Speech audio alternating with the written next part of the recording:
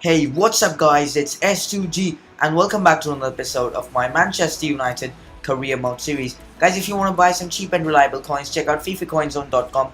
Use the link down in the description to support my channel.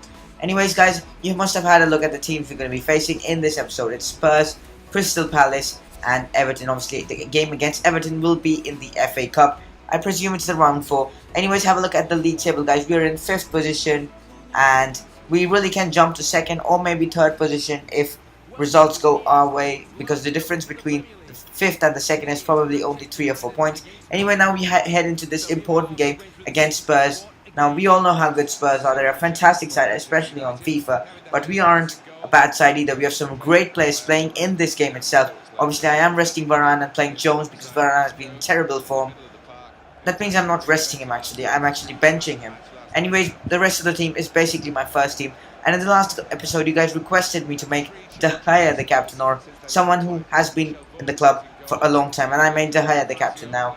And let's see, what effect that brings to the team. And as you can see here, the Spurs lineup is pretty strong. They have players like Jackson, Martinez, Holtby, who are really good players. And let's see what they can do. But in the 5th minute of this game, we do have a chance as Di Maria cuts inside, completely turns the defender, shoots, and the keeper makes a mistake, and Di Maria capitalizes on it and gets a goal. Very good goal from Angel Di Maria, cutting inside from the right flank.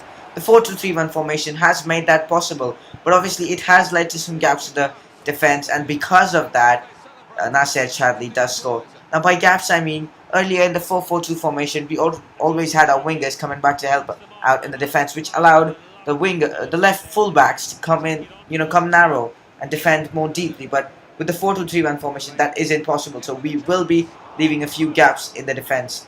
And as you can see here, Fellaini hit the bar, but luckily we did manage to, cover it up. But as you can see, Holtby with another chance to put Spurs 2-1 up, but they couldn't take that chance. But in the second half, we decided to bring Dybala on for Benzema because he's been having an atrocious game. So better to bring on someone like Dybala, who's been in fantastic form for the club. Let's see what he can do. But in the 85th minute of this game, Di Maria completely just destroys the defense, goes past one. I think he went past 2 players and shoots, but his shot's well wide. He should have scored from that. But because of that miss, we have drawn against Spurs, which could prove to be very important come the end of the season. But we need to just keep pushing on from now, because we do have a game against Crystal Palace. Now, they are a very good side, and since Alan Pardew has taken them in real life at least, they have been playing really well apart from the recent defeat to West Brom. I think they lost 2-0, but apart from that, let's get into the FIFA prospect of this game. As you can see, we are playing away from home at the Selhurst Park, and that's a very tough stadium to play in. We all know that Selhurst Park is the stadium where Chelsea dropped points last season, I think, yeah. But in the 39th minute of this game, Dybala just runs past the defense from the right-hand side, cuts in a ball to Ross Barkley, who gets his 2nd goal for the club. Really good performances from Ross Barkley. He's just been playing. I think I gave him 30 minutes the last game against Newcastle, and he got a goal. And this guy's again got a goal first. But in the second half, I decided to bring on Memphis Depay for Dybala, just to keep Dybala fit for the next game against Everton. And as you can see, we did have a free kick from a dangerous position, and I decided to bring Memphis Depay on. And let's see what he can do with this free kick. And his free kick is what? That was an atrocious free kick from him. He really should have done much better with that. At least put that on target. But as you can see, later on in this game, Wilfried Zaha fouled Luke Shaw, and Zaha was already on a yellow card. And this was also a yellow card, and he did get booked. That means they are now down to 10 men. So we should definitely make it a routine win.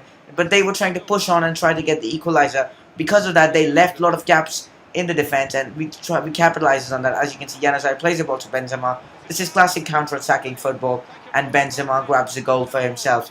Wonderful work from Benzema. That was a very good finish, and Karim Benzema gets a goal, which he desperately needs. And that means, guys, we have beaten Crystal Palace 2-0, which is a very good result to beat them. Anyways, have a look at the injury table. As you can see, Herrera, Valencia, Lingard, all are injured.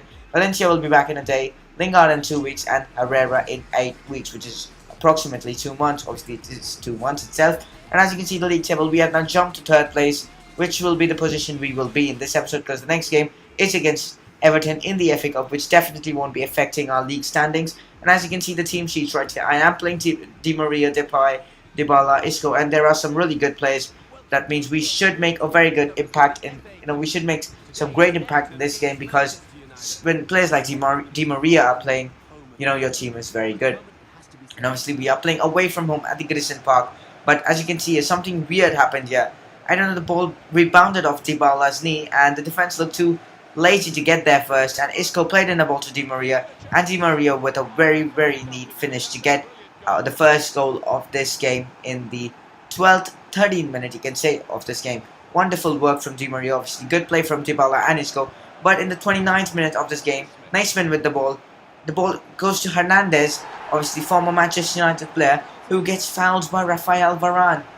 Varane has been so poor in this series, this this season, obviously, because I don't know what to say about him.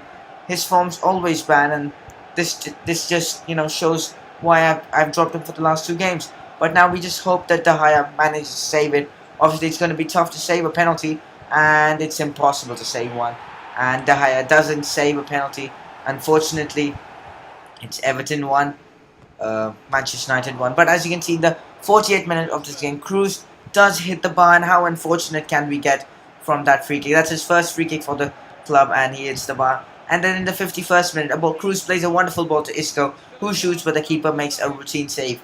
The angle was not good, and hence Isco couldn't get a goal for himself. And later on in this game, we decided to make a few substitutions and decided to bring Barkley on to get some game time against his former club and possibly even score.